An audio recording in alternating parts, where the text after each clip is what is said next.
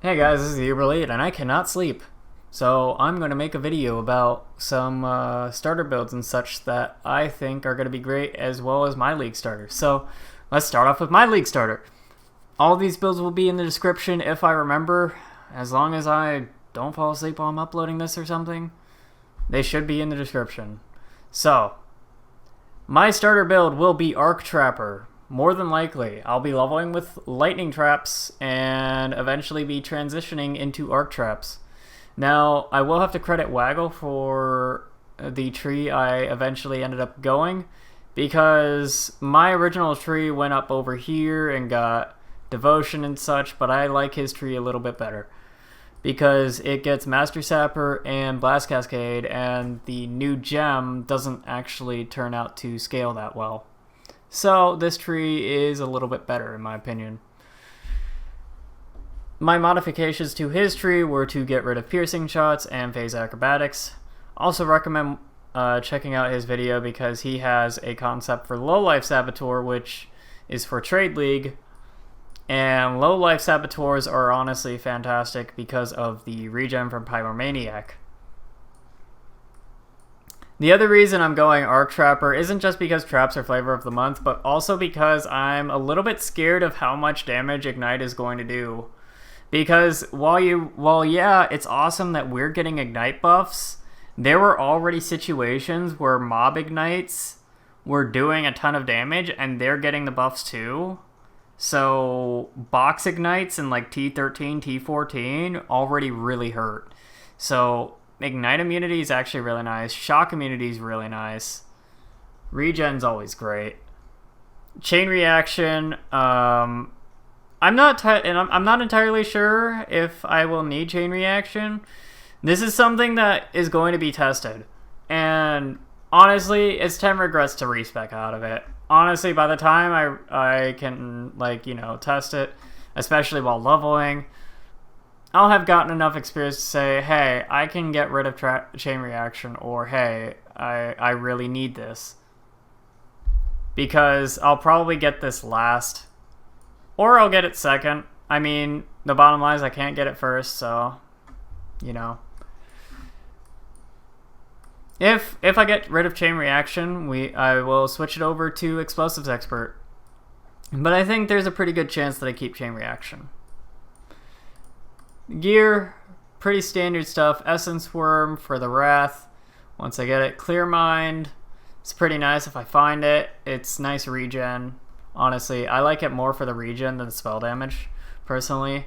I'll probably either go with the Dex Jewel or run the Elemental Damage plus 3 flat mana regen Jewel from Crypt before that.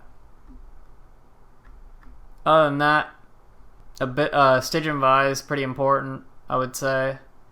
I run a Carner Armor.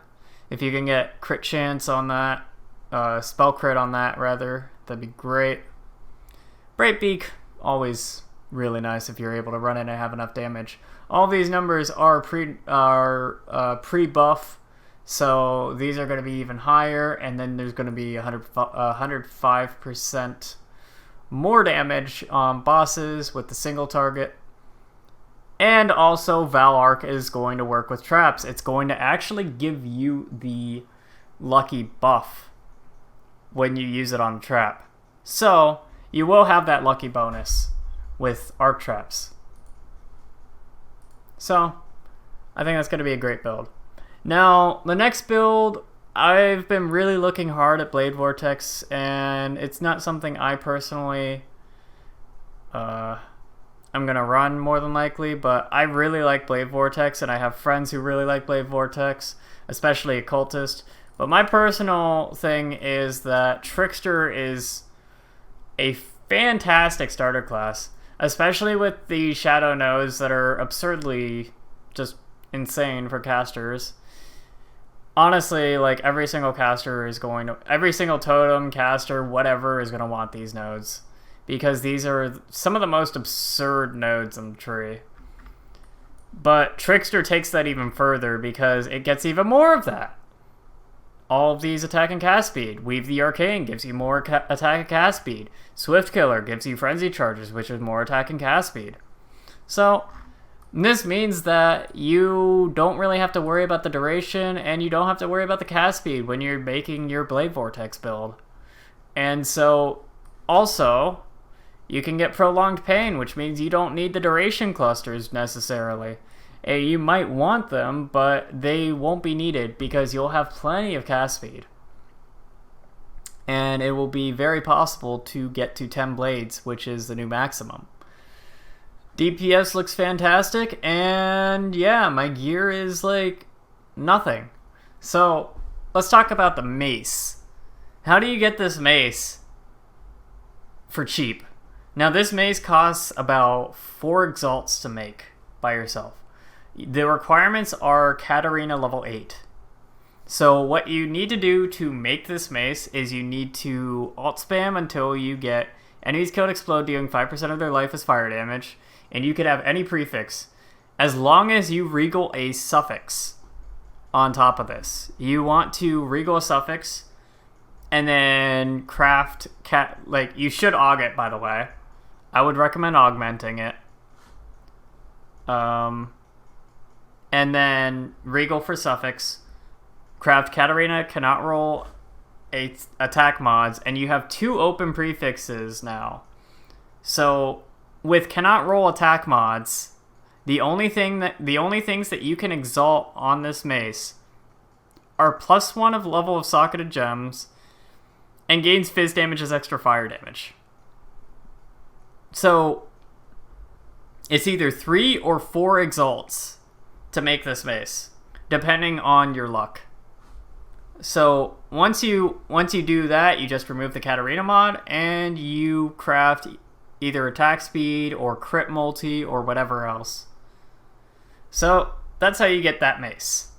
And the explosions are great. If it's hard to get impulsos, this will make up for not having impulsos, because as it turns out, Blade Vortex doesn't cover the greatest AoE, but it does scale explosions quite well because you're scaling AoE and area damage. So, good thing to get. So yeah, Trickster's going to be great. If you don't want to get the explosions, another option is Blade Vortex Occultist. Now, I really couldn't come up with a tree that I was happy with, so like I had CI trees, I had life-based, and MOM, but Occultist is in an awkward spot because you really want those blasphemy auras, and it's just, I don't know, man. It's kind of hard to do it properly. And presence would help a little bit, but I probably won't post this. This is probably something that I won't post. Well, maybe I will post in the description, but it's pretty awkward. But it does have one of the best 2-pointers in the game, and this will carry your early game, is Profane Bloom. Profane Bloom is absolutely insane. So, I guess I'll post both of these in the description. I won't post the BV Inquisitor. I wasn't happy with that in the slightest. I will post the BV Trickster as well. Now, the last thing I want to get into is actually something that I think got slept on and a lot of people missed. So there are a lot of notes in here, and I actually wrote these because this was a build that actually looks really fun to me.